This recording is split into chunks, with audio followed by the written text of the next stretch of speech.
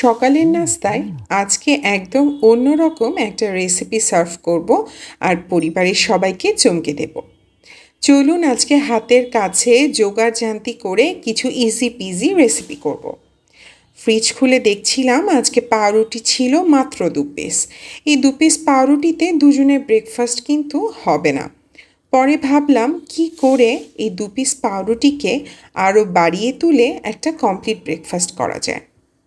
প্রথমে আমি এই পাউরুটিটাকে কিউব করে কেটে নিচ্ছি। মাঝে মধ্যে দেখবেন আমাদের সংসারে এমন কিছু ঘটনা ঘটে, তারপর কিভাবে যেন আমরা মেয়েরা জোগাড়জান্তি করে তৈরি করে ফেলি। এখানে আমি 3টে ডিম ফেটে নেব। আগেই বলেছি এটা কিন্তু খুব ইজি পিজি রেসিপি, তাই এটা শেখার মতো কিছু নেই। পুরানো জিনিস নতুন মোড়কে সামনে পরিবেশন করা। এখানে আমি স্বাদমতো কালো গোলমরিচের গুঁড়া আর দিয়ে নিচ্ছি স্বাদমতো লবণ। এবার এটাকে সময় ধরে সুন্দর করে ফেটে নিতে হবে। এরকম রেসিপিগুলো যাদের পরিবারে বাচ্চা আছে তারা কিন্তু সবচেয়ে বেশি এনজয় করে। রেস্টুরেন্টে কিন্তু এমনটাই হয় বলুন, চোখের সামনে চেনা রেসিপি কিন্তু সার্ভিংটা হয়তো অন্যরকমভাবে হয়। আমি এখন একটা ননস্টিকের মধ্যে পরিমাণ মতো ঘি ব্যবহার করছি। চাইলে আপনারা এখানে বাটারও ব্যবহার করতে পারেন। এখানে সেই যে কিউব করে রাখা খুব সীমিত পরিমাণে পাউরুটি ছিল, সেগুলো ঘিয়ের মধ্যে এপিট ওপিট করে একটু ক্রিস্প করে ভেজে নিচ্ছি।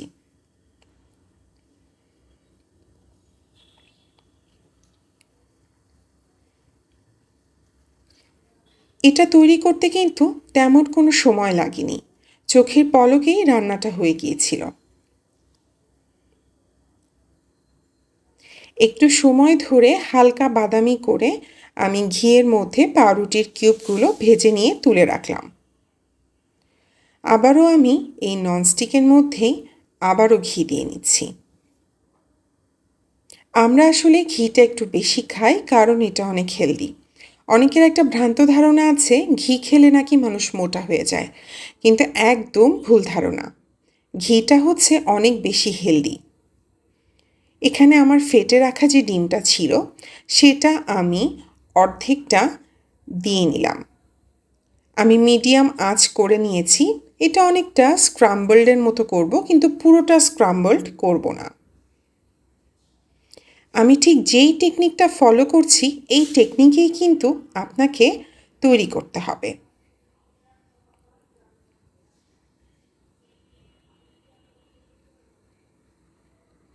এখন এর মধ্যে আমার ভেজে রাখা এই ব্রেড কিউবগুলো দিয়ে নিচ্ছি।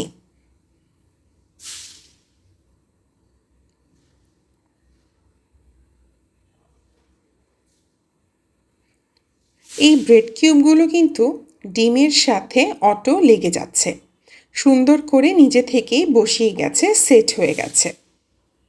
এখন এটাকে হাফ ফোল্ড করে নিচ্ছি। এই পর্যায়ে কিন্তু গ্যাসের আঁচটা একটু বাড়িয়ে দিতে হবে। আমার হাফ ফোল্ড করা শেষ। এখন আমি একটা বাটিতে মোজারেলা চিজ আমি গ্রেট করে রেখেছিলাম। আপনারা চাইলে এখানে স্লাইস চিজ বা অন্য যে কোনো চিজ ব্যবহার করতে পারেন। আর গার্নিশিংয়ের জন্য দিয়ে দেব একটু ধনিয়া পাতা। দেখুন, দেখতে কিন্তু একটা রেস্টুরেন্টের চাইতে কম লাগছে না। আমার কিন্তু চিজি ব্রেড অমলেট রেডি। এখন গরম গরম সার্ভ করব।